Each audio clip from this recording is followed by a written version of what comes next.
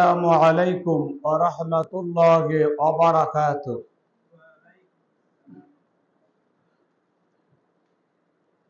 الحمد لله نحمده ونستعينه ونستغفره ونعوذ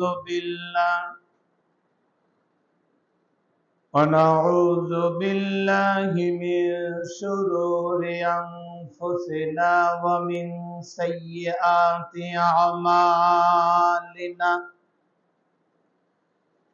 من يهدي الله فلا مضل له ومن يضلل فلا هادي له. ونشهد أن لا إله إلا الله وحده لا شريك له. ونشهد أن سيدنا وسندنا وحبيبنا وطبيبنا ومرشدنا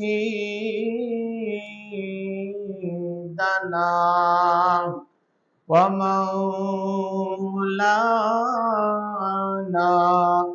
محمد. فقد قال الله تعالى في كلامه المجيد والفرقانه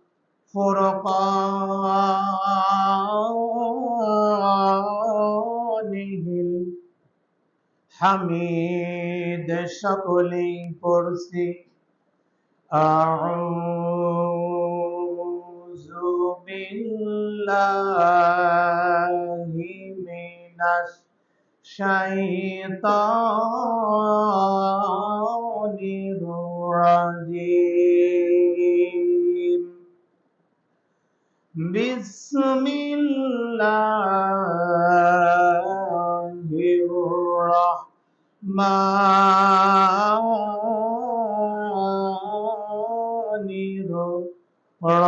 الرحيم. واستعينوا بالصبر والصلاة وإنها لكبيرة إلا على الخاشعين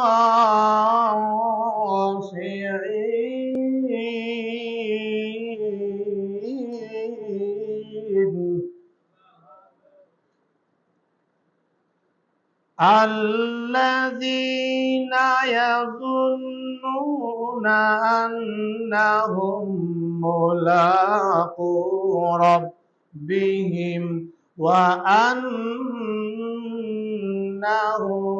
إليه راجعون.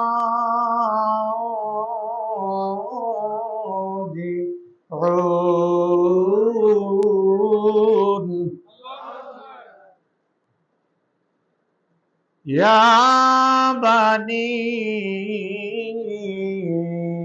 إسرائيل اذكروا نعمتي التي أنعمت عليكم وأني فضلتكم على العالمين.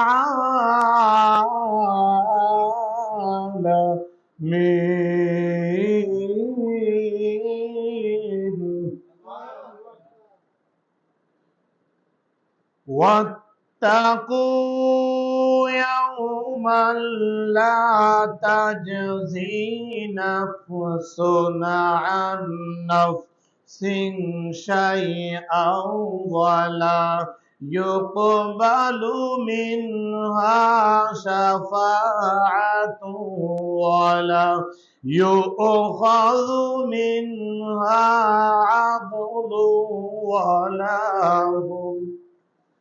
ولا هم ينصرون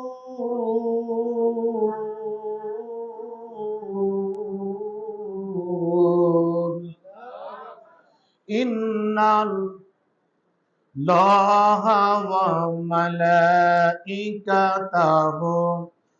يصلون على النبي يا أيها الذين آمنوا صلوا عليه وسلموا تسليما قُلْ اللهم صل على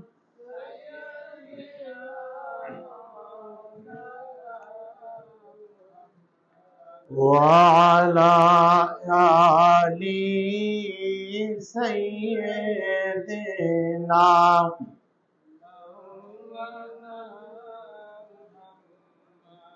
ওই খুঁটিহীন নীলাকাশ ভুবন মাঝে তুমি কুদরতি ইশারায় রেখেছো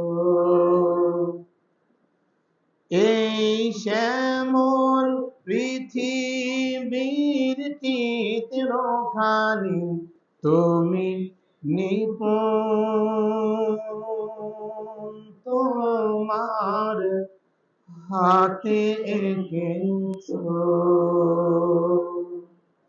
ওগো আল্লাহ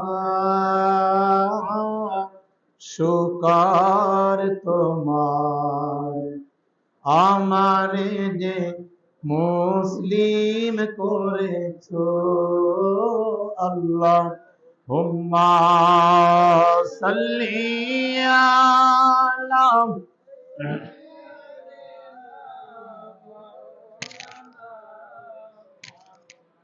وعلى آل سيدنا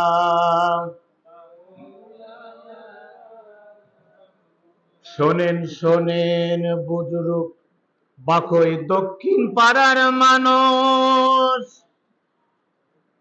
আপনাদের ওই যাই বলিয়া সময় থাকিতে আল্লাহর কোরআন পড়েন সবাই খুলি আল্লাহ হুম্মা সাল্লি আলা মাওলানা মুহাম্মদ ওয়া আলা আলি সাইয়্যিদিনা বালাগাল উলা বিকামালিহি কাশাফাত দুজা বিজামালিহি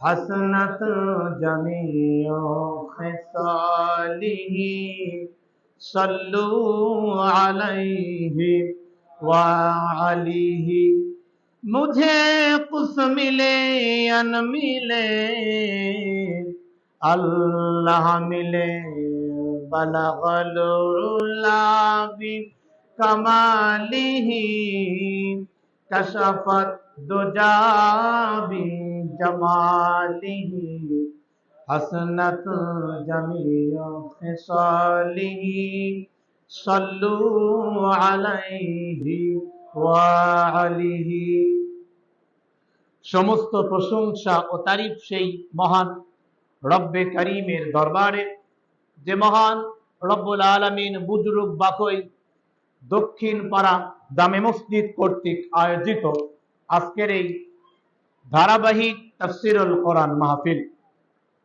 যে রব্বে করিম আমাদেরকে রাতের শুরু আর দিনের শেষে এবং রাতের শুরুতে গোটা পৃথিবীর মুসলমানদের উপরে মাগরিবের 3 রাকাত নামাজকে আল্লাহর পক্ষ থেকে আমাদের উপরে কি করা হয়েছিল? সবাই বলেন ফরজ। যে রব এই গ্রামে অনেক মানুষের মধ্য থেকে যাচাই করে বাছাই করে নির্ধারিত করে সিলেক্ট করে ডিভাইডেড করে আলাদা করে যে রব আমাদেরকে আজকের এই মাগরিবের নামাজ জামাতের সঙ্গে আদায় করবার পর আজকের এই ধারাবাহিক তাফসীরুল কোরআন মাহফিলে আমাদেরকে আসবার, বসবার, বলবার এবং শুনবার সুযোগ করে দিলেন। এজন্য আমরা সেই মহান রবের দরবারে আমাদের অন্তরের অন্তঃস্থল থেকে কালেমাতুশ শুকরিয়া আদায় করছি এবং পড়ছি আলহামদুলিল্লাহ। আমরা দরুদ পড়ছি সেই নবীর উপরে, অন্যান্য নবীগণ আল্লাহকে সন্তুষ্ট করবার পরে তবেই তাদেরকে রব্বে করিম উপাধিতে ভূষিত করেছেন। যেমন আমাদের জাতির পিতা হযরত ইব্রাহিম আলাইহিস সালাম, রব্বে করিম তার উপরে নবীদের মধ্যে সব থেকে ঢের কঠিন পরীক্ষার সম্মুখীন করেছিলেন। কোরআন শরীফের মধ্যে 3টা সূরার মধ্যে হযরত ইব্রাহিম আলাইহিস সালামের উপরে আল্লাহ তাআলা 30টা কঠিন পরীক্ষা নিয়েছিলেন। হযরতে ইব্রাহিম আলাইহিস সালাম 30টা কঠিন পরীক্ষাতেই উত্তীর্ণ করেছিলেন। জোরে বলে সুবহানাল্লাহ। সর্বশেষ হযরতে ইব্রাহিম আলাইহিস সালামকে যখন রব্বে করিম নির্দেশ দিলেন আপনি আপনার প্রিয় পুত্র ইসমাইলকে কুরবানি করেন, তখন হযরত ইব্রাহিম আলাইহিস সালাম তার সন্তানকে বললেন, ইয়া বুনাইয়া ইন্নী আরা ফিল মানাম আন্নী আযবাউকা ফানজুর মাযা তারা। হে আমার সন্তান, আমি স্বপ্ন দেখেছি তোমাকে কুরবানি করছি, এখানে তোমার মনের ইচ্ছাটা কি?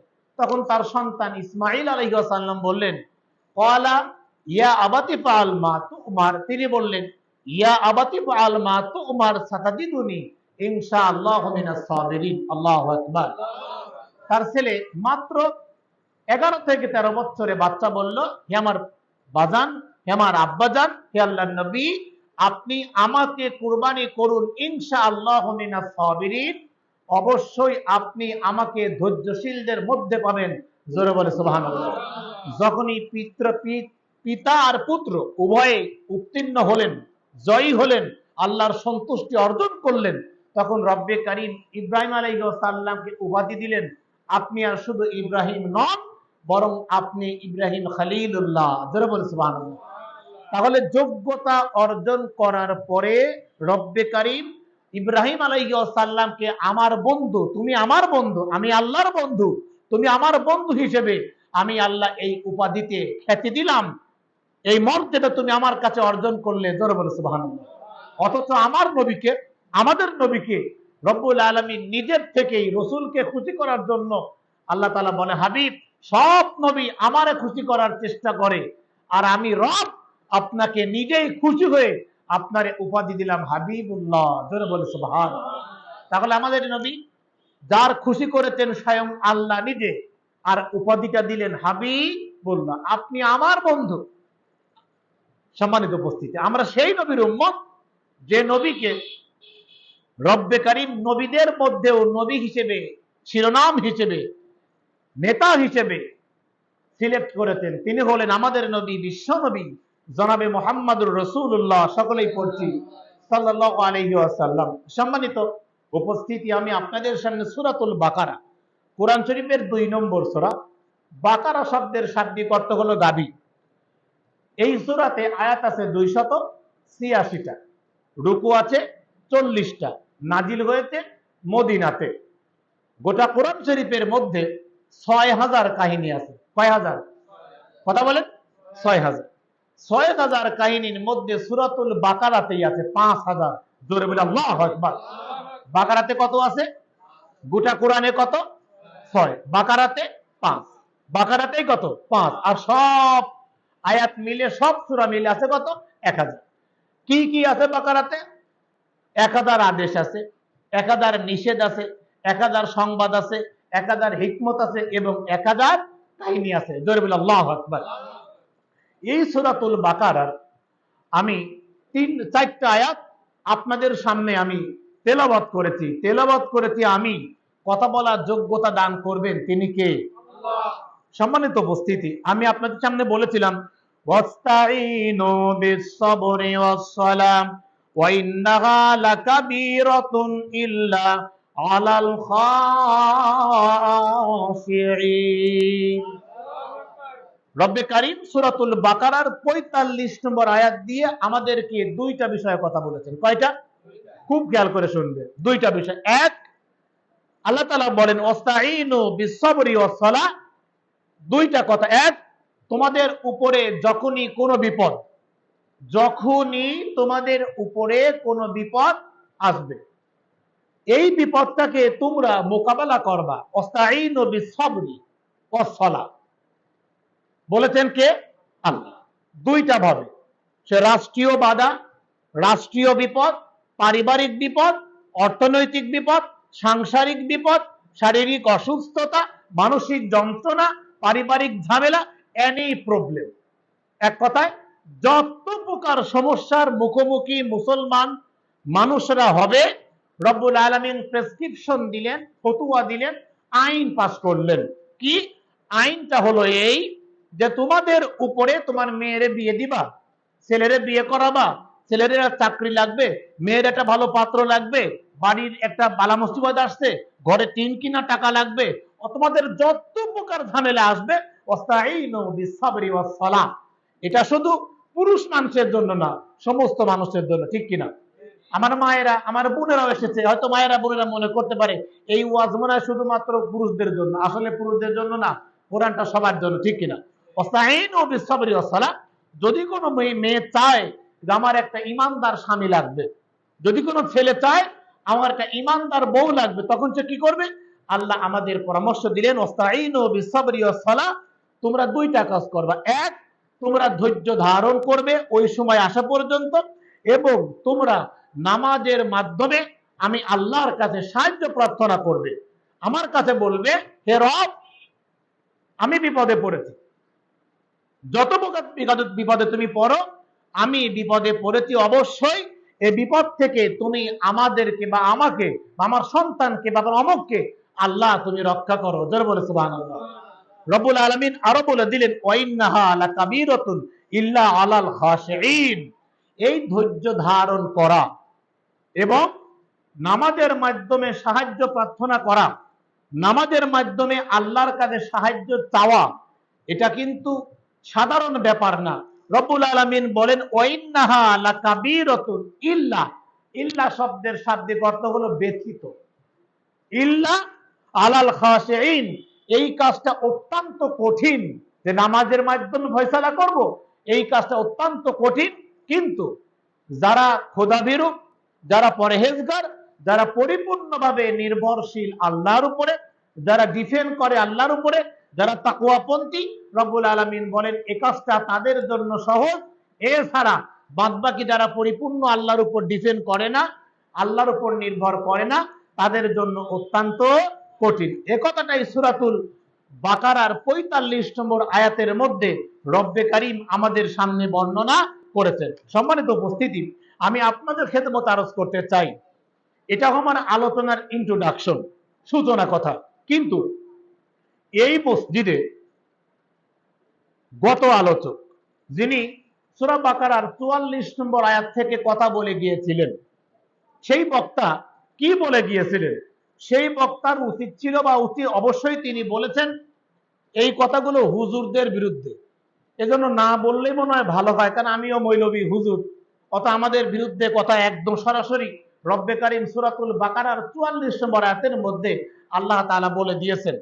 আল্লাহ তাআলা বলেন, বান্দা যে কাজগুলি তোমরা করো না, ওই কাজ কোনো মানুষকে আইন হুকুম নির্দেশ দিও না। নিষেধ করেছেন কে? এটা আল্লাহর বাধা।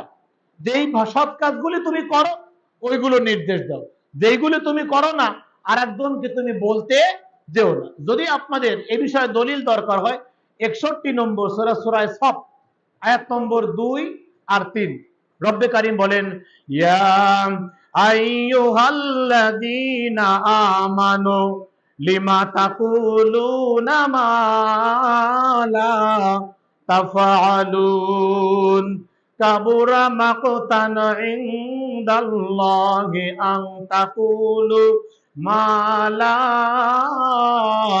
তাফআলুন। সূরা সাফফাত সূরার সিরিয়াল নাম্বার 61 আয়াত নম্বর 2 আর 3, ইয়া আইয়ুহাল্লাযীনা আমানু, ওহে ঈমানদারগণ, হে মুমিনেরা, হে বিশ্বাসীরা, তোমরা যা করো না। কথাটা কার? জোরে বলেন, কথাটা কার?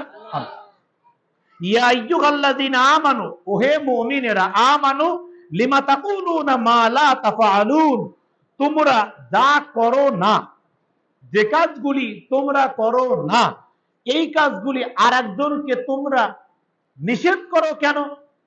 কারণ তুমি নিজেই তো কাজটা করো না। আমি নামাজ পড়ি না, আমি নামাজ পড়ি না, রোজা রাখি না, আমি একজনকে বললাম এই নামাজ পড়, কথা ভালো, কিন্তু ওই ব্যক্তি আপনাকে বলে আগে নিজে নামাজ পড়ো গা, ঠিক কিনা? দলিল, আরো দলিল আছে। 28 নম্বর পারা 66 নম্বর সূরা সূরা তাহরিম আয়াত নম্বর 6, ইয়া আইয়ুহাল্লাযীনা আমানু কু আনফুসাকুম ওয়া আহলিকুম নারা। কার কথা? আমরা আরেকজনকে বাঁচানোর চেষ্টা করছি, অথচ আমি নিজে গাঁজা খাচ্ছি, আরেকজনকে বলছি গাঁজা খাসনি। আমি বিড়ি খাচ্ছি, আরেকজনকে বলছি বিড়ি খাসনি। আমি বেপর্দায় আছি, আরেক নারীকে বলছি পর্দায় থাকে গা। কথাটা ভালো, কিন্তু আল্লাহ কি বললেন? The Holi Quran is the complete code of life.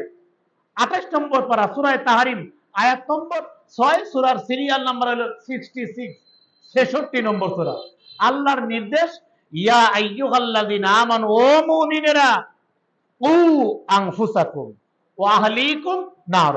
আগে তুমি করো, আগে তুমি বাঁচো, আগে নিজে সারো, আগে নিজেরটা করো, এরপরে অন্য মানুষকে নির্দেশ দাও। তুমি নিজেই তো করো না। আগে তুমি জাহান্নামের আগুন থেকে আগে বাঁচো, আগে তুমি নিজে পর্দায় থাকো, আগে তুমি নামাজ নিজে শুরু করো, আগে তুমি দাড়ি কাটা নিজে বন্ধ করো, আগে তুমি বিড়ি খাওয়া আগে বন্ধ করো, দেশের টাকা চুরি করা নিজে আগে বন্ধ করো, পরের আইল খেলা আগে নিজে বন্ধ করো, মিছে কথা খাওয়া আগে বন্ধ করো, গীবত করা আগে নিজে বন্ধ করো, এরপরে আর একজনকে মানা করো। কারণ তুমি নিজেই মিছে কথা কও, তুমি নিজেই গাঁজা মদ খাও, আটা খাও, টেপেন্ডা খাও, আবার মাঝে মাঝে শিবু খাও। তুমি যদি নিজেই শিবু খাও, মাল খায়া টাল হয়া আর একজনকে বলে এই মাল খাইস নি, তখন ও বলবে না তুমি নিজেই মাল খায়া আমার নিষেধ করতেছো। ঝামেলা আছে না নাই? এজন্য রব্বে কারীম আমাদেরকে বললেন সূরা সাফফাত 61 নম্বর সূরা আয়াত নম্বর 1, আয়াত নম্বর 2, খবরদার তোমরা কেন নিজে যেইটা করো না আর একজনকে নিষেধ করো। কথাটা কার? আল্লাহকে আমাদের থেকে ঢের কম বোঝে? কি বোঝে? বেশি বোঝে। কারণ যদি আমি না করি আর একজনকে বলি, তখন সে কি বলবে? নিজের তরকায় তেল দাও গা, ঠিক কিনা বলেন? এ জাতীয় কথা আমাদের সমাজে আছে না নাই? আগে নিজে ভালো হই, এরপরে রব্বুল আলামিন বলে কাবুরা মাকতান ইনদাল্লাহ আন তাকুলু মা লা তাফআলুন। আল্লাহু আকবার। সূরা সাফফাতের 3 নম্বর আয়াতের মধ্যে আল্লাহ তাআলা বলেন, আমার আল্লাহ তাআলা বলেন, যদি তোমরা এই কাজগুলি করো, কাবুরা মাকতান ইনদাল্লাহ, তোমরা যা করো না তা যদি অন্য মানুষকে বলো, তাহলে রব্বে কারীম অতিশয় অতিশয় অসন্তুষ্ট হয়। এ আবার কি? আমি যেইটা মানা করেছি এর পরেও ওইগুলি করে। আল্লাহর হুকুম মানা কি? কথা কয় না। আল্লাহর হুকুম মানা ফরজ। সম্মানিত উপস্থিতি, রাসূল কারীম সাল্লাল্লাহু আলাইহি ওয়াসাল্লাম বর্ণনা করেন, এই যে আমরা মৌলবী যারা সৎ কাজের আদেশ দেই, অসৎ কাজে বাধা দিই। এখন এই মেহরবে আমি জুমার দিন ওয়াজ করে গেলাম, ভাইয়েরা আমার সুদ খাবা না, লোন ওঠাবা না, কিস্তি ওঠাবা না, সুদ খাওয়া হারাম। কিন্তু কুমারখালীর সব ব্যাংকে যায় দেখেন বড় বড় জুব্বাদারি, বড় বড় টুপাদারি, ওদের নামে 10-12 লাখ টাকার লোন আছে না নাই? অথচ আমি জুমাতে বলে গেলাম সুদ খাওয়া হারাম, সূরা বাকারার 175, কিন্তু আমি বললাম ইট ওই দাদন দেওয়া হারাম, তারপরে জমি কট খাওয়া হারাম, মসজিদে ওয়াজ করে গেলাম। অথবা আমি মসজিদে না হলেও বাইরে বললাম ভাই কট খাওয়া হারাম, সুদ খাওয়া হারাম, সুদ আপনারা খাবেন না, এগুলো খারাপ কাম, কথাটা ঠিক আছে, কিন্তু কুমারখালীর পোস্ট অফিসের সব থেকে বড় অ্যাকাউন্টটা আমার। আমি কাবা ঘরে হজ করতে গেলাম, শয়তানে ঢেলও মারিয়ে আসলাম, কাবার দেওয়ালে কপাল ঠুকায় আসলাম, কিন্তু কুমারখালীর পোস্ট অফিসে আমি সব থেকে বড় অ্যাকাউন্ট হোল্ডার। কুমারখালী যত সুদ ভিত্তিক, কেন্দ্রীয় ভিত্তিক অথবা সুদ ভিত্তিক ব্যাংকিং ব্যবস্থা আছে, যদিও আমি কোনো মাদ্রাসার টিচার অথবা আমি কোনো ইমাম অথবা হাই স্কুল, প্রাইমারি বা কলেজের একজন লেকচারার, আমি সুদের বিপক্ষে স্লোগান দেই, সুদের বিপক্ষে কথা বলি, হয়তো আমি স্টেজে বা বাড়ি পরিবেশে বা লোকালয়ে সুদের বিরুদ্ধে কথা বলতেছি, কিন্তু আমার নিজের নামেই ব্যাংকে লোন, কিস্তি, সিসি লোন আছে, এমন ওয়াজ করনেওয়ালা, এমন সব সৎ উপদেশ দেনেওয়ালা আমাদের সমাজে আছে না নাই? কুমারখালীর কোনো একজন ব্যাংকের সেকেন্ড অফিসার আমার একদিন বলতে, মৌলানা সাহেব আপনার সঙ্গে আমার 2-3টা কথা আছে। আমি বললাম বলেন। ভাই আমি দেখি অনেক প্রোগ্রামে আপনার বক্তব্য, আমি শুনেছি আপনি সুদের বিরুদ্ধে চরম কথা বলেন, আপনারা নিজেরাই কি ভালো?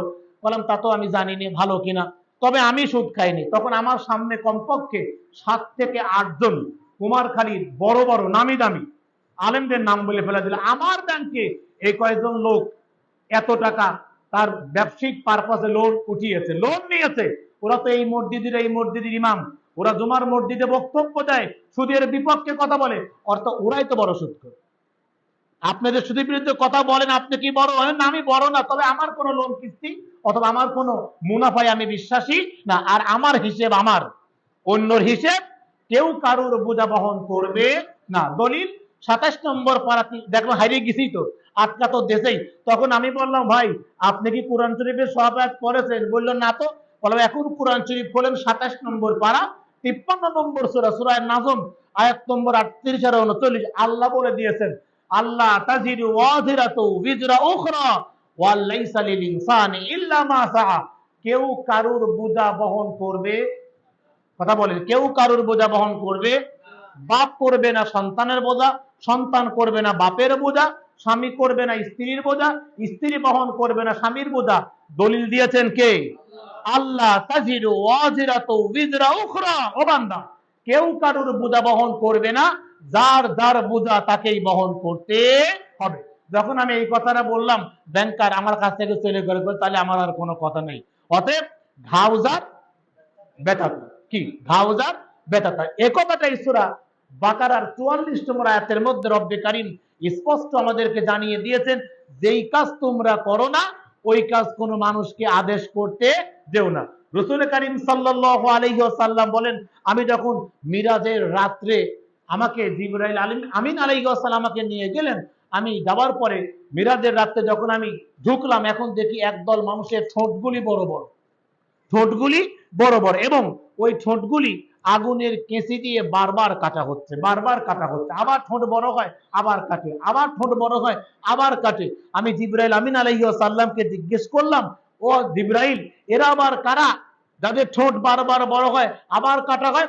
তখন জিবরাইল আমিন আলাইহিস সালাম তাকিয়ে জানিয়ে দিলেন, হে আমার নবী, রব্বে কারীম এই সমস্ত ওই ব্যক্তির আলামত, ওই ব্যক্তির চেহারা, যে সমস্ত মানুষগুলি অন্যদেরকে সৎ কাজের আদেশ করেছে কিন্তু নিজেরা সেই সৎ কাজের আমল তারা করে নাই, তারা বলেছে কিন্তু আমল করে নাই।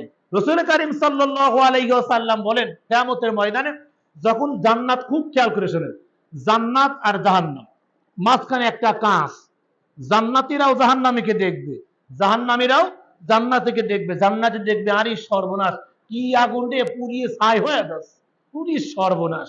আর জাহান্নামীরা বলে, ওরে আল্লাহ, ওরে বউ কত রে, খালি জান্নাতে বড় বড় আপেল কুমড়া লেবু খায়। ওরা আক্ষেপ করবে, এরা আতঙ্কিত হবে। এই জায়গা একদল লোক বলবে যে, এই ওই যে আমার মসজিদ ইমাম না, দেখ ওই যে আমার মসজিদ ইমাম না, ওই যে আমার গ্রামের হাজী সাহেব না, ওই যে মাতব্বর না, অমুক না, কে ওই লোক মসজিদে ওয়াজ করতো, ওই লোক স্টেজে ওয়াজ করতো, ওই লোক ভালো ভালো কথা বলতো, ওই লোকের ওয়াজ শুনে আমি আমল করে জান্নাতে আইছি, আর ওই ব্যক্তি দোজখে যায়। রব্বে কারিম কথা বলার সুযোগ করে দিবেন দুইজন, জান্নাতীকে আর জাহান্নামীকে। যদি আপনাদের এখানে দলিল দরকার হয় তাহলে মুসনাদে আহমদ ৪র্থ খণ্ডের ২২৯১ নম্বর হাদিস এবং ৫ নম্বর খণ্ডে ২০৫ নম্বর হাদিস, মুসলিম শরীফের ২৯৮৯ হাদিস এবং ২২৯১ তাফসিরে ফাতহুল বারী এবং জাকারিয়া, এ সমস্ত তাফসিরের মধ্যে ঘটনাগুলি বর্ণনা করা হয়েছে। রব্বে কারিম দুইজনকে ডাকবেন, তোমাদের আক্ষেপ কথাবার্তা বলো। তখন জান্নাতি এবং জাহান্নামের মধ্যে কথা হবে। জাহান্নামীরা বলবে যে জান্নাতীরা বলবে, হুজুর আমি তো আপনার কথা শুনেই জান্নাতে আইছিলাম, তো আপনি জাহান্নামে গেলেন কেন? তখন সেই আলোচক অথবা সেই বক্তা অথবা সেই মৌলবী অথবা সেই সৎ কাজের আদেশ দেনেওয়ালা উনি বলবেন, ভাই আমি শুধু ওয়াজই করে গেছি, কিন্তু জীবনে আমল, তুমি আমার ওয়াজ শুনে আমল করেছো বলে তুমি জান্নাতে আসছো। আসলে আমলে আউলিয়া, বেআমলে কি শয়তান। অনেক আলোচক, অনেক বক্তা, অনেক মৌলবী, অনেক সৎ কাজের আদেশ জানেওয়ালা, এদের কথা মতো মানুষ আমল করে জান্নাতে যাবে বাতির মতো। যেমন বাতি অপরকে আলোকিত করে, নিজেকে না। আমাদের দেশে এমন কিছু মানুষ আছে যারা মানুষকে সদ উপদেশ দেয় কিন্তু নিজেরা আমল করে না। আমল যারা করবে না তারা আল্লাহর জান্নাতে যেতে পারবে না। অতএব আমি আপনাদের খেদমত আরজ করতে চাই, যে সমস্ত মানুষগুলি নিজেরা আমল না করে অন্য মানুষকে, নিজেরা আমল না করে অন্যদেরকে আদেশ করে, কিয়ামতের ময়দানে রব্বে কারিম, রাসূলে কারিম সাল্লাল্লাহু আলাইহি ওয়াসাল্লামের মাধ্যম দিয়ে জানিয়ে দিয়েছে, হে রাসূল আপনি আপনার উম্মতকে বলেন তারা যেন নিজে আগে আমল করে, এরপরে অন্যদেরকে কি নির্দেশ দেয়। আগে নিজে আমল করবে, তারপরে কি অন্যদেরকে নির্দেশ দেবে। যেমন আমি আমার বিভিন্ন মসজিদে একটা কথা বলে থাকি, আমরা বলি তোর মতো খারাপ কেউ নাই, তোর মারিয়ে দাঁত টুকরা ভেঙে ফেলা দেবো। আমি আঞ্চলিক ভাবে কথা বলতেছি, কোন গ্রামেই এর উদ্দে চলাফেরা করি, তোর আমি দেখেই নেব, তোর ফুটো করে ফেলবো। তাহলে আমি যে ফুটো করে ফেলবো এক আঙুল দিয়ে বললাম, তোর একদিন কি আমার একদিন, আমার হাতের দিকে খেয়াল করে, তাহলে একটা আঙ্গুল আপনার দিকে, ঠিক কিনা? আর আমার দিক কয়টা? 3টা। যখন আপনি আঙ্গুল না ছায়া কথা বলবেন দেখবেন একটা যাবে তার দিক, 3টে যাবে আপনার দিক। তখন আমার হাত আমাকেই বলে, আমাকে রিপেয়ার, এই বেটা তুই ধর একটা বক্সিং মারার ঘোষণা দিচ্ছিস, এটা মারলে কল 3টে খাবি, একটা মারলে 3টা খাবা। যদি হাত দিয়ে আমার বিরুদ্ধে কথা বলার ক্ষমতা কারোর নাই, এই ঘোষণা দিয়েছিল যারা, তারা কিন্তু আজকে বাংলাদেশে আসতে পারে নাই। কোথাও জায়গা হচ্ছে না, ঠাঁই নাই, কাজের বিটির তালিকা নিয়ে যাওয়া, এরপরেও দূর দূর করে তাড়িয়ে দিচ্ছে। অতএব আমি যেইটা করব সেইটা মানুষকে নির্দেশ দেব, যেইটা আমি দেব না সেইটা আমি কাউকে নির্দেশ দিব না। কাউকে একবার খারাপ কথা বলার আগে আমরা প্রস্তুতি নেব, এরকম 3বার আমার দিকে কথা রিটার্ন আসতে পারে। তাহলে আমরা গতদিনে আলোচক থেকে আমরা শুনলাম যে আমরা যাই আগে নিজে কি আমল করব। রসুলের কাছে একজন লোক আসতেছে, বলতেছে হুজুর আমার মেয়ে প্রচন্ড মিষ্টি খায়, এই ওয়াজ আপনারা সবাই জানেন। হুজুর বললে ঠিক আছে, no more today, see again, বা নেক্সট উইক, পরের সপ্তাহে আসো। খুব খেয়াল করে শুনে, পরের সপ্তাহে লোকটা আসলো, আসার পরে হুজুর বাচ্চাকে ডাকলো, রে বাবু এদিকে আসো, কামেয়া তাল তাল এদিকে আসো। আসলো, হুজুর বলে বাবা বা সোনা মিষ্টি একটু কম খায়। তখন ওই মাথায় যে সর্বনাশ, এই কথাটা আমার হুজুর তো গত সপ্তাহ বলতে পারে। আরে ভাই কেটে দিয়ে আপনি বোঝেন না, কথা বলতেছি। ফোন কোনোদিনও খুলে কথা বলেন, আজকে ফোনে কথা বলতেছি, আজকে মনেও নাই। আচ্ছা খেয়াল করেন, রাসূল কারীম সাল্লাল্লাহু আলাইহি ওয়াসাল্লাম বললেন, এই বাচ্চা মিষ্টি কম খাও। লোক চিন্তা করতে সর্বনাশ, এক সপ্তাহ আগেও তো হুজুর এই কথাটা বলতে পারতেন মিষ্টি কম খাও, আজ বলতেছে কেন? বলে হুজুর আমার একটা কৌতূহল আছে, এটা জিজ্ঞাসা, একটা কোশ্চিন আছে। হুজুর বলে হোয়াটস দ্য প্রবলেম, বলো তোমার কোশ্চিনটা কি? বলে হুজুর এই যে আপনি গত সপ্তাহে আমি আসলাম, আপনি বললেন যে ঠিক আছে আগামী উইকে আসো, আগামী দিনে আসো, এই কথা আপনি বললেন মিষ্টি একটু কম খাও, এই কথা তো গত সপ্তাহ বলতে পারতেন, আজ বললেন কেন? হুজুর বলে, ওমর সাহাবী, আমি মুহাম্মদ সাল্লাল্লাহু আলাইহি ওয়াসাল্লাম মিষ্টিটা একটু বেশি পছন্দ করি। সুবহানাল্লাহ। তাই মিষ্টি নিজেই বেশি খাই, আমি যদি নিজেই যেটা বেশি খাই আর একজনকে নিষেধ করি কি করে? এজন্য একটা সপ্তাহ আমি নিজে কন্ট্রোল করলাম, একটু মিষ্টি খাওয়া কমায় দিলাম, একটু কম খাওয়ার পরে এতটুকু আমল করার পরে ওই বাচ্চাকে বললাম, শোনা, এরপরের থেকে কি মিষ্টি একটু কম খাও, আমি যেটা আমল করব না সেইটা কাউকে নির্দেশ দেব না। আর যদি কেউ আমল না করার পরে নির্দেশ দেয়, তাহলে ঠোঁট যত বড় হবে কেঁচি দিয়ে ততবারই কাটা হবে। অর্থাৎ ওয়াজ যা করব আগে কি আমল করব। আমলে আউলিয়া, বেআমলে কি শয়তান।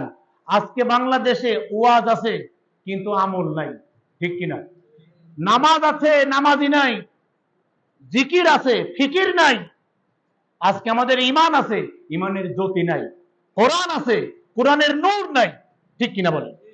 কারণ আমরা নিজেরা আমল না করেই শুধু মানুষদেরকে আহ্বান করার চেষ্টা করি। রব্বে কারীম আমাদের প্রত্যেকেরই নিজে আমল করার পরে অন্যদেরকে দাওয়াত দেওয়ার তৌফিক দান করেন, সকলে পড়ছি আমিন।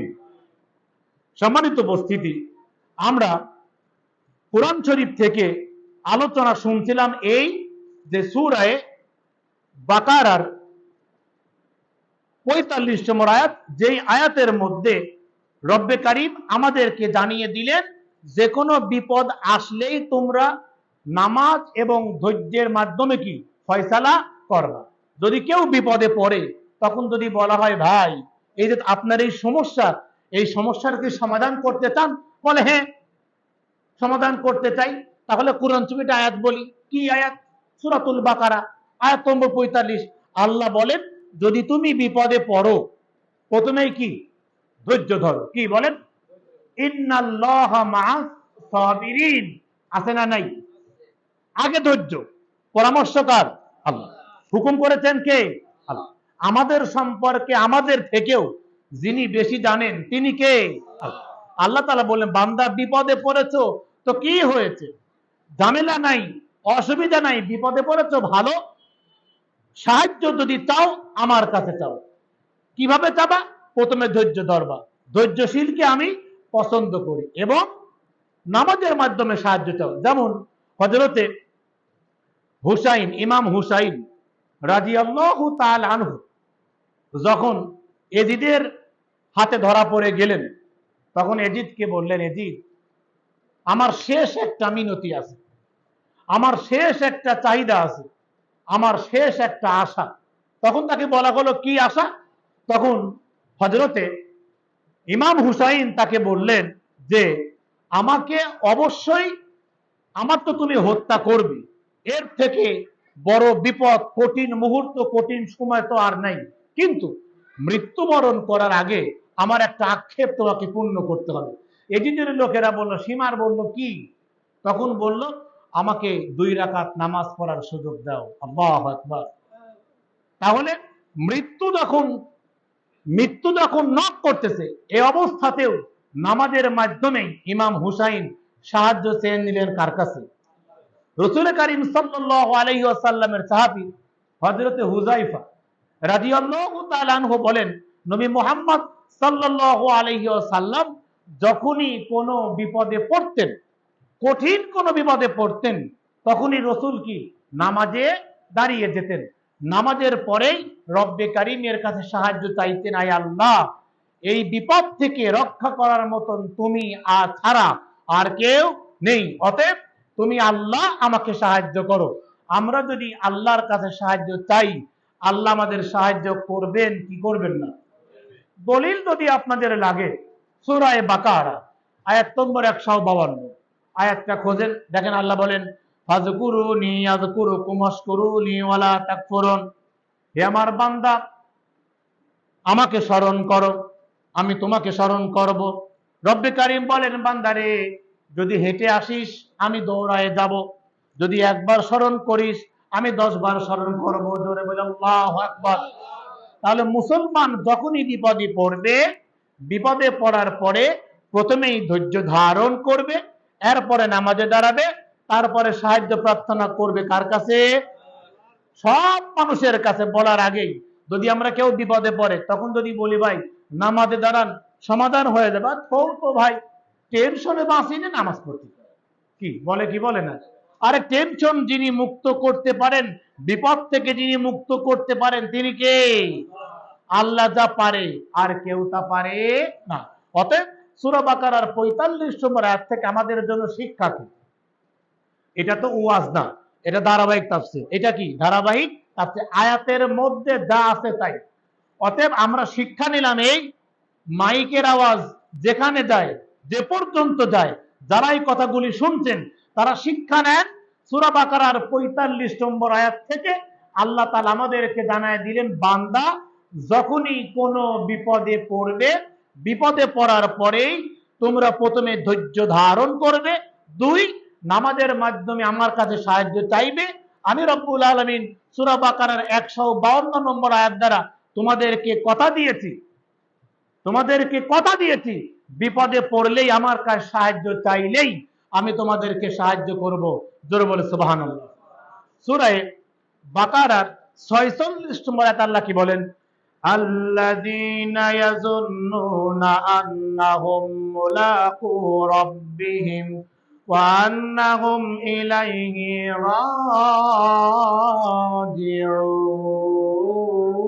রাজিউন।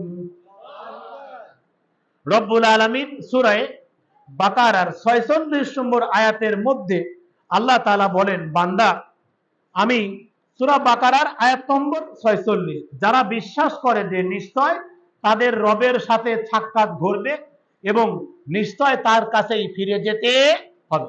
তাহলে এই পৃথিবীতে যিনি আমাদেরকে পাঠিয়েছেন তিনি কে? তিনার সবটুকুন শক্তি উজাড় করে বলেন তিনি কে?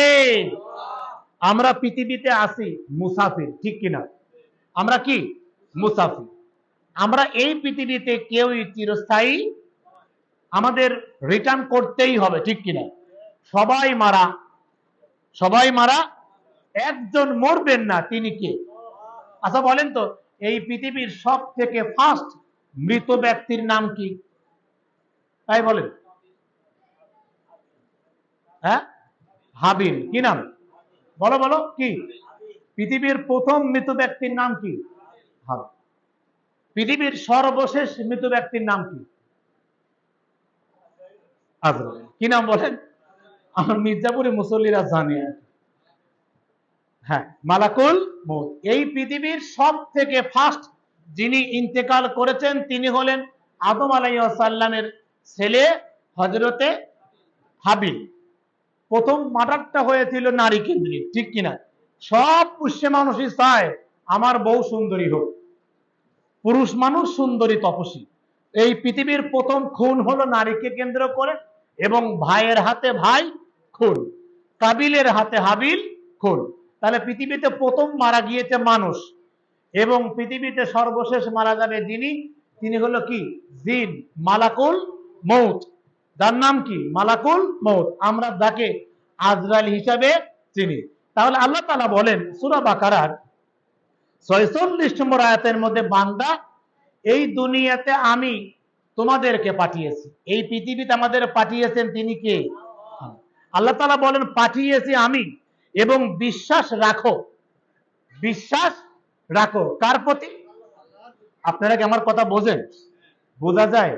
তাহলে আমাদেরকে পাঠিয়েছেন আল্লাহ, সেই আল্লাহ আমাদেরকে এই জমিনে পাঠানোর পর আমাদেরকে জানায়া দিলেন বিশ্বাস রেখো, পাঠালাম আমি, আবার আমার কাছেই তোমাদেরকে ফিরে আসতে হবে এবং আমার সঙ্গেই তোমাদেরকে সাক্ষাৎ করতে হবে। যদি আমাদেরকে ফিরে যেতেই হয় তাহলে মাঝখানে আমাদের কোনো কাজ আছে না নাই? সূরা জারিয়াত আয়াত নম্বর ৫৬। আল্লাহ আমাদের পৃথিবীতে পাঠালেন কেন? যেমন আমি কুষ্টিয়া গেলাম, স্যারের সঙ্গে আমার দেখা, আমি স্যারকে বলবো স্যার এখানে কি? স্যার আমাকে বলতে পারে আপনার এখানে কি প্রয়োজন, হোয়াট দ্য নিড, কি বলবো না? এখন এই বাবাদের সঙ্গে যদি আমার কুষ্টিয়া দেখা হয়, উনি বলতে পারে হুজুর এখানে, আমিও তাকে বলতে পারি বাবা এখানে। উদ্দেশ্য একটা আছে, উদ্দেশ্য ছাড়া বক্তার কোনো বক্তব্য থাকে না। তাহলে আল্লাহ আমাদেরকে পৃথিবীতে পাঠালেন, এটাই আল্লাহর কোনো উদ্দেশ্য আছে না নাই? সূরা জারিয়াত আয়াত নম্বর 56, বাড়ি গিয়ে দেখবেন, ওমা খলাকতুল জিন্না ওয়াল ইনসা ইল্লা লিয়াবুদুন, আছে না কোরআন শরীফে? মা বোনেরা কান খুলে শোনেন, শ্বশুর বাড়ি আসতেন শুধু তরকারি আর ভাত রান্না করার জন্য, আর স্বামীর সেবা করার জন্য, আর ঘর বাড়ি মুছার জন্য, আর টয়লেট পরিষ্কার করার জন্য নয়। ভাইদেরকে পৃথিবীতে পাঠানো হয়েছে শুধু মাছ মারার জন্য, আর ওই ধান গম কাটার জন্য, আর ভ্যান চালানি, আর রাজমিস্ত্রি আর মাস্টারি ডক্টরি করার জন্য নয়। বরং রব্বে কারীম বলেন, ওমা খলাকতুল জিন্না ওয়াল ইনসা ইল্লা লিয়াবুদুন, এই পৃথিবীতে জিন আর ইনসানকে আমি এজন্য পাঠিয়েছি, ইল্লা লিয়াবুদুন, একমাত্র তারা আমার ইবাদত করবে। কার ইবাদত? তাহলে আল্লাহ এই পৃথিবীতে আমাদেরকে পাঠানোর উদ্দেশ্য একটা, কয়টা? সেই একটা উদ্দেশ্য হলো আমরা আল্লাহর ইবাদত করব। কার ইবাদত? আল্লাহর ইবাদত করার জন্য আল্লাহ আমাদেরকে এই পৃথিবীতে পাঠিয়েছে।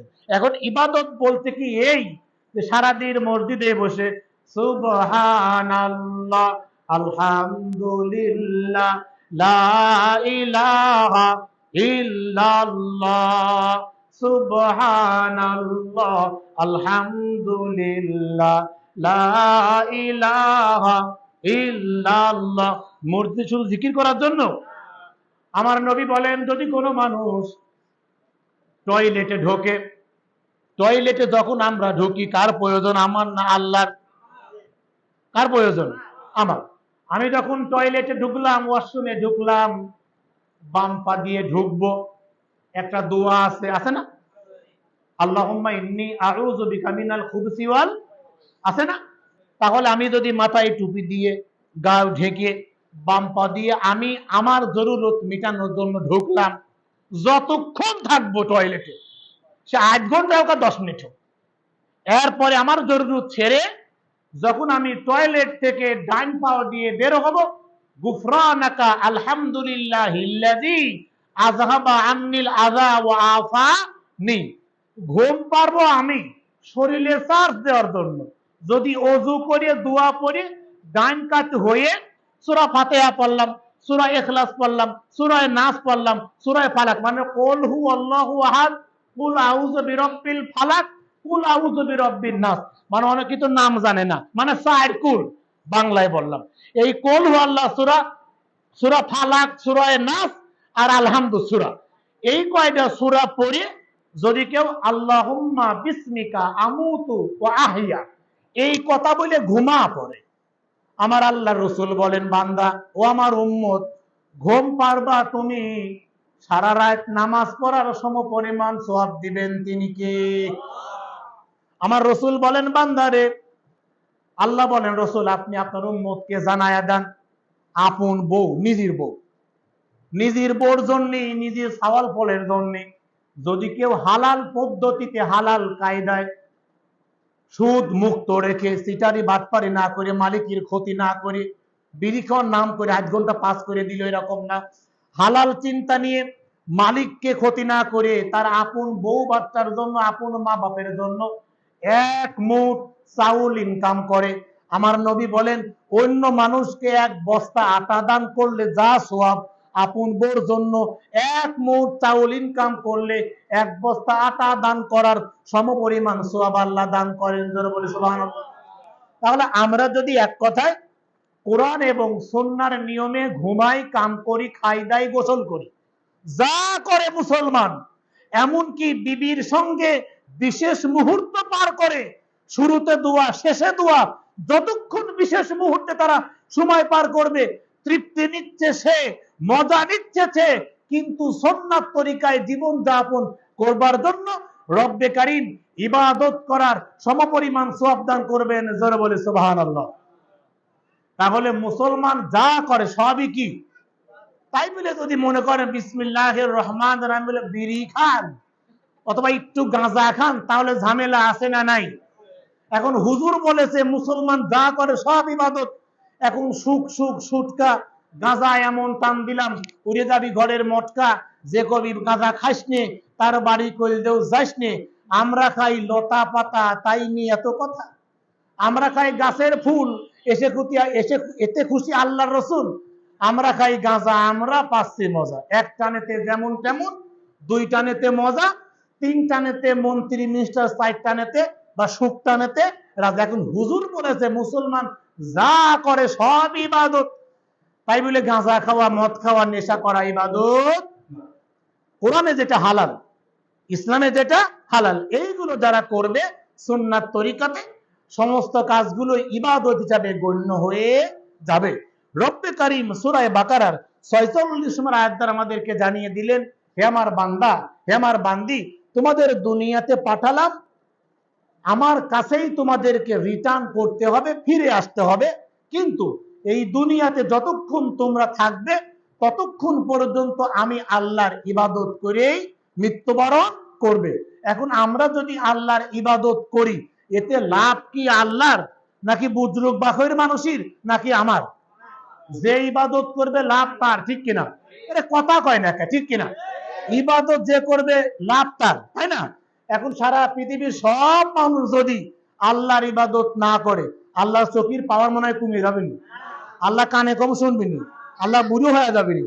আর সব মানুষ যদি ইবাদত করে, তাহলে আল্লাহ চেহারা ভালো হয়ে যাবে? ইবাদত করবে যে মুক্তি পাবে। লাকুম দীনুকুম, কথা কয় না, লাকুম দীনুকুম, যেমন কর্ম তেমন, যে যেমন কর্ম করবে সে তেমন, ঠিক কিনা বলেন? তার এই লাকুম দীনুকুম ওয়ালিয়া দিন, এইটা কিন্তু আমাদের বাংলাদেশের একটা দারুণ আয়াত চলতেছে। যারাই অন্যায় অপকর্ম করেছে, বাঘের মতো গর্জন, সিংহের মতো অহংকার, দানবের মতো ভাব, কিন্তু আজকে তারা আলোচনাই নাই, ঠিক কিনা? কোন জায়গা ঠাঁই নাই, সুযোগ নাই, উপায় নাই। আবার যে বিপদে পড়ে দোয়া ইউনুস পড়বি, এইটাও বাদ হয়ে গেছে। কারণ মানুষ যে বিপদে পড়ে দোয়া ইউনুস পড়ে, ঠিক কিনা? লা ইলাহা ইল্লা আনতা সুবহানাকা ইন্নী কুনতু মিনাজ জালিমিন পড়ে কি পড়ে না? যারা অন্যায় অপকর্ম করেছে, বিপদে পড়ে গেছে, পুলিশ খোঁজে, প্রশাসন খোঁজে, জনগণ খোঁজে, র্যাব খোঁজে, আর্মি খোঁজে, আবার যার কাছ থেকে টাকা মারিয়ে খাইছে ওরাও খুঁজতেছে। এখন ওরা যে দোয়া ইউনুস পড়বে, এইটাও পারতেছে না। কারণ বর্তমান বাংলাদেশের প্রধান উপদেষ্টা, তার নাম ইউনুস, ঠিক কিনা বলেন? দোয়া ইউনুস পড়ার সুযোগ নাই। তাহলে যে যেমন কর্ম করবে সে তেমন, কেউ কারুর বোঝা বহন করবে না। যদিও আপনারা হাসছেন, আমি আপনাদেরকে বোঝানোর জন্য বলছি। একথাটাই রব্বে কারীম কিয়ামতের ময়দানে বলেন। একদল মানুষকে আল্লাহ বলবেন, এই ওয়াসিম এদিকে ধরেন, এই ওয়াসিম কাম হেয়ার, তাল। ওয়াসিম যাবে, অথবা কেউ যাবে, এই বল জীবনে কি কি করেছিস, কি কি করেছিস বল। এরও দলিল আছে। দলিল 15 নম্বর পারা 17 নম্বর সূরা। যারা বাড়ি বসে ওয়াজ শুনতেছেন, আয়াত বের করে দেখেন। খালি তো খেলাই দিয়ে গেলেন, ছক্কা মারা চিন্তা করলেন, জুয়া আর তাছাড়া অনলাইনে গেম খেললেন। কুরআনটা বের করেন, 15 নম্বর পারা 17 নম্বর সূরা, সূরা বানী ইসরাইল, আয়াত নম্বর 14। কয়দিন গেম খেলেছেন ওই বিরিদির পর বসে রাত জাগি? আমি তো এই রাস্তায় চলাফেরা করি, নামাজ হয়ে যাচ্ছে, দুর্গাপুর এই বুজরুক বাকই ব্রিজের উপরে বসে ওরা গেম খেলেই যাচ্ছে, ফেসবুক চালাই যাচ্ছে, ইউটিউব চালাই যাচ্ছে, ইন্ডিয়ান নায়িকার নাচ দেখেই যাচ্ছে। জোরে বলি সুবহানাল্লাহ, আরো জোরে বলি নাউজুবিল্লাহ। সম্মানিত উপস্থিতি, কতটুকু নেশা করেছেন, কার মারিয়ে দাঁত ভাঙেছেন, পাকিস্তানে ওই বেগম পাড়ায় বাড়ি কতটুকু করেছেন, টেন্ডারবাজি কতটুকু করেছেন, বুকের উপর পাড়া দিয়ে জল্লাদকে জবাই করার অনুমতি দিয়েছেন, ছাত্রদেরকে ইন্ডিয়ান বাহিনী দিয়ে র দিয়ে গুলি করার নির্দেশ দিয়েছেন, কত টাকা হেলিকপ্টার যার সময় নিয়ে চলে গেছেন। কেউ না জানলেও যিনি জানে তিনি কে? সবার চোখ ফাঁকি দিলেও ওই মালের চোখ ফাঁকি দেওয়া যাবে। আল্লাহ বলেন, বান্দা কিয়ামতের মাঝে ডাকবো, এই আয় বল করেছিস কি? আমার কোরআন শরীফ নাই, মসজিদে পড়েই থাকলো, আপনি দাবাই করেন। 15 নম্বর পারা 17 নম্বর সূরা, সূরা বানী ইসরাইল, আয়াত নম্বর 14। আল্লাহ বলেন, ইকরা কিতাবাকা কাফা বিনাফসিকা ইয়াউমা আলাইকা হাসিবা। জীবনে দাড়ি কাটিছিস কয়বার? ধান কাটতে যা পরের আলি থেকে এক গোছ ধান কাটিছিস কয়বার? পরের বিলি, রাতের অন্ধকারে পরের পুকুরি, ওই যে ছাতা, ভাঙা ছাতা দিয়ে থুরকুচ বানায় মাছ মারিয়ে খাইছিস কয়টা? কেউ না জানলেও জানে কে? ইকরা কিতাবাকা কাফা বিনাফসিকাল ইয়াউমা আলাইকা হাসিবা। এক আয়াতের কথা বলাই যথেষ্ট। সূরা 6 বাকারার 46 নম্বর আয়াত কথা বললে 3-4 ঘন্টা দরকার। আল্লাহ তাআলা বলবেন, বান্দা পাঠাইছিলাম দুনিয়াতে, এটাও বলেছিলাম বাকারার মধ্যে, আবার কল আমার কাছে আসা লাগবে না, হিসাব দেওয়া লাগবে না। বল, জীবনে মিছে কথা, পরকীয়া প্রেম, ফ্রি টক টাইমে এসএমএস, এরপরে ওই যে মেসেঞ্জারে অথবা ইমোতে কতক্ষণ ধরে ভিডিও ফোনে প্রেমিকের সঙ্গে, প্রেমিকার সঙ্গে, বিয়ের সঙ্গে গল্প কতটুকু করে দিস। মা কয় আমার মিয়াজা ভালো হুজুর, সেই কেমবা বলে সারা দিন তো স্কুলে মাদ্রাসায় থাকেই, বাড়ি আসেই পড়ে। এখন দেখে যে দুই বইয়ের মাঝখানে ফেসবুক নিয়ে অথবা ভিডিও কলে প্রেমিকের সঙ্গে চুটিয়ে গল্প করতেছে। এমন সোনালী মা, এমন সোনালী বোন, এমন সোনালী মেয়ে আমাদের দেশে আছে না নাই? কানের ওই উপরে, মাথার উপরে ঘোমটা দেওয়া অথবা ওড়না দেওয়া মা মনে করে আমার মেয়ে তো জবর ভদ্র রে, মাথায় ওড়না দিয়ে পড়তেছে। আসলে ওড়না দিয়েছে এই জন্যই, ওই যে কানের ভিতরে কি দিন থাকে, ইয়ারফোন। এই কানের ভিতরে ইয়ারফোন মা দেখে ফেলা দিবিনি, ওই রুমাল দিয়ে ওড়না দিয়ে ইয়ারফোন ঢেকে রেখেছে। আর দুই বইয়ের মাঝখানে ওই ভিডিও দিয়ে তার প্রেমিকের সঙ্গে কথা বলতেছে। মার চোখ ফাঁকি দিলাম, আব্বার চোখ ফাঁকি দিলাম, বন্ধুর চোখ ফাঁকি দিলাম, কিন্তু যিনি সব দেখেন তিনি কে? ইকরা কিতাবাকা কাফা বিনাফসিকাল ইয়াউমা আলাইকা হাসিবা। আল্লাহ বলবেন, বান্দা কি করেছিস সব কর, সব মনে পড়বি। তখন মানুষ কবি, আল্লাহ এ আবার কি? সূরা কাহাফ 18 নম্বর সূরা 49 নম্বর আয়াত, লা ইউগাদিরু সগীরাতাও ওয়ালা কাবীরাতান ইল্লা আহসাহা। এ কেমন কিতাব রে, কোনো কিছুই বাদ দেয় না, ছোট বড়। আমি নয় বিরোধীর পর বন্ধুর সঙ্গে রাতের অন্ধকারে ও একটান গাঁজা খাইছিল, বলে একটার মারিটা কেমবা লাগে, আর আমি একটার মারি ফুঁ দিয়ে উপর উড়িয়ে দিয়েছিলাম। আল্লাহ তুমি এই দিয়েও লেখেছো? আল্লাহ বলল, বান্দা আমি তো বানা লিখি নেই, তুই যা খাইছিস, তুই যা দেখেছিস, তুই যা শুনেছিস, তুই যা করেছিস তাই তো লিখেছি।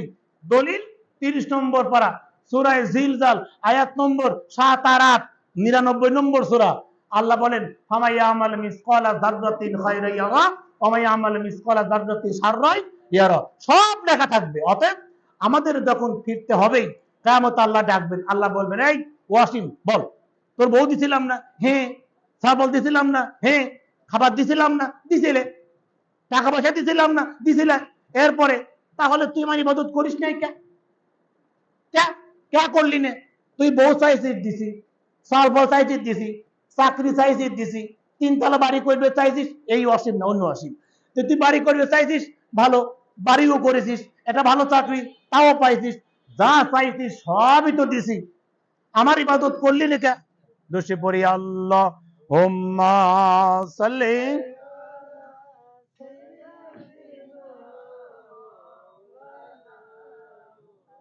ওয়া আলা আলি সাইয়্যিদিনা।